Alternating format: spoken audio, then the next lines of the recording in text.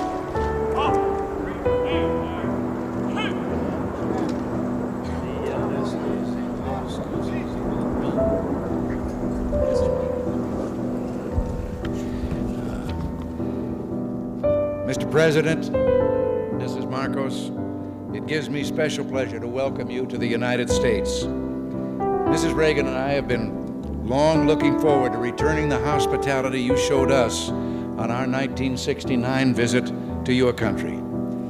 Our two peoples enjoy a close friendship, one forged in shared history and common ideals. In World War II, Americans and Filipinos fought side by side in the defense of freedom, a struggle in which you, Mr. President, personally fought so valiantly.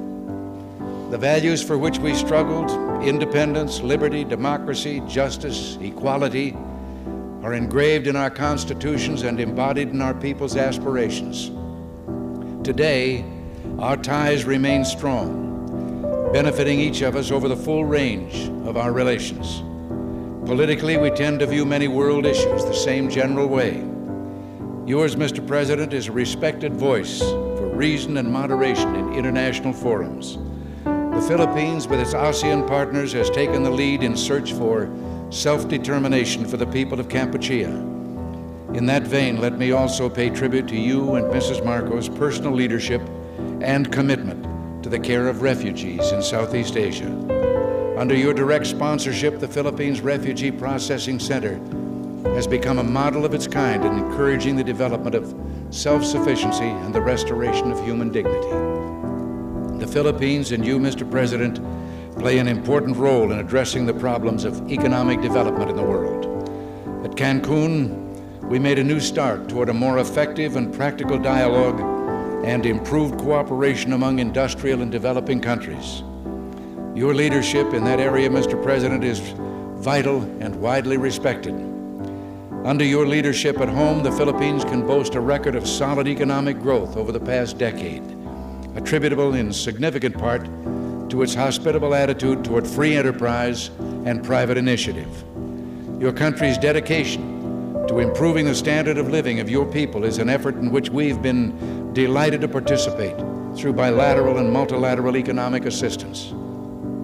Your continuing interest in better nutrition has led the Philippines to achieve self-sufficiency in food grain production. You can also point with pride to the success of your rural electrification program, now bringing benefits to an increasing number of remote regions. And I find it a matter of personal satisfaction that your country and my home state of California are both pioneers in developing geothermal power to replace expensive energy imports. The United States remains the Philippines' leading trading partner, and American firms are the largest foreign investors in your country, reflecting their confidence in your progress and prospects for economic growth. We have welcomed the growing two-way trade between our nations and have been pleased that we've been able to keep our markets for the products of your growing manufacturing and industrial sector the most open of any country in the industrialized world. America considers itself especially fortunate to have nearly 1 million persons of Filipino heritage now residing in our country. They bring with them their energy and their talents, and they contribute enormously to the rich diversity of American society. Similarly, thousands of Americans, enchanted with the beauty of your nation and by its people, have chosen to live in the Philippines. Our security relationship is an essential element in maintaining peace in the region and is so recognized.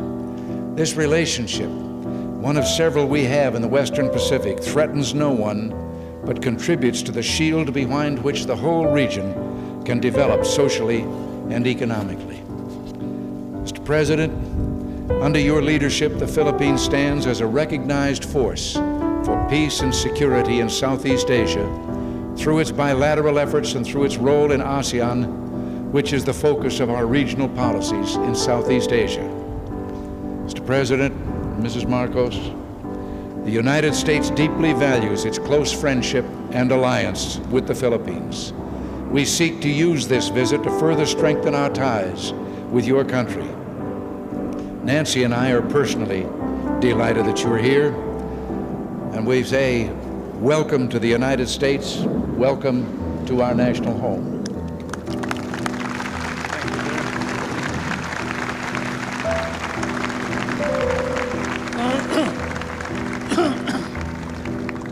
Thank you very much, President Reagan, Mrs. Reagan,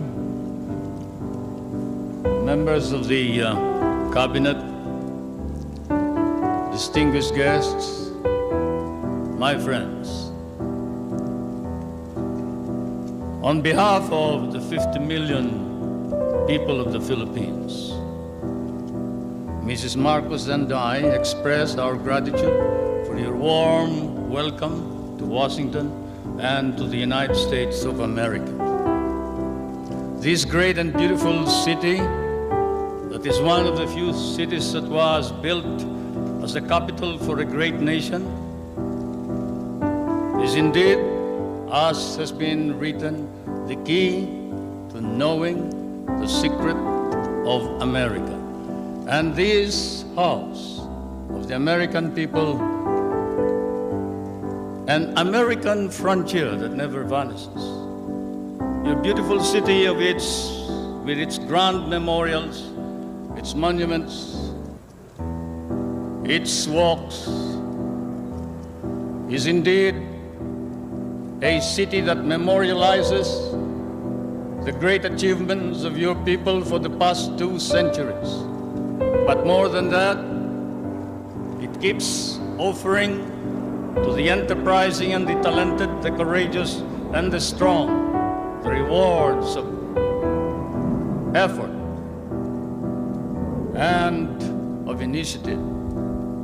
At the same time, as I stand here on American soil, I realize that I stand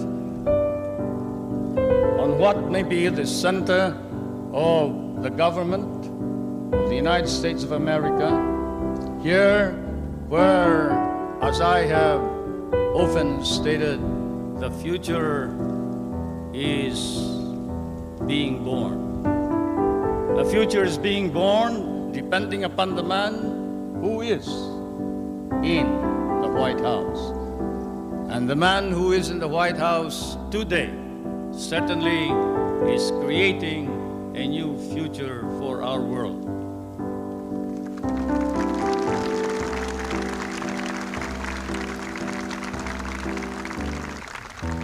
For Mr. President, I come from that part of the world wherein the poorest of the world's population live.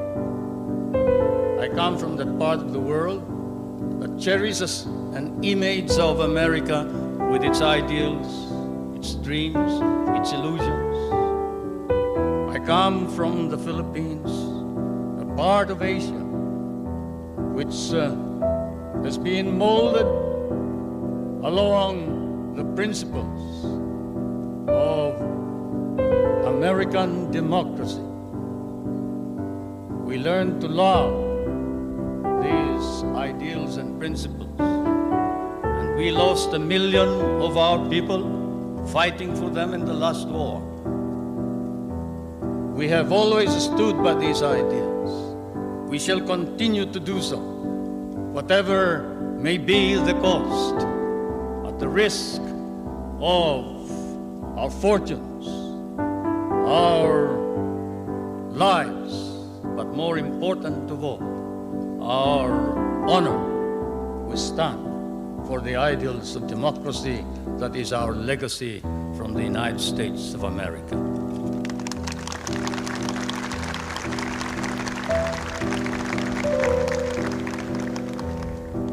I did not come to burden you further with additional problems, Mr. President. For I know that, as I have said in many a speech before my own people and before the world, fate and destiny has decreed that the United States of America be the trustee of modern civilization against the threat of a possible second dark ages. And America cannot fail. And therefore, we, the Filipino people, come and bring to you a prayer that God, in His divine providence, may grant you guidance, strengthen both your heart and hand, so that that hand may be strong on the lever of power and save our humanity.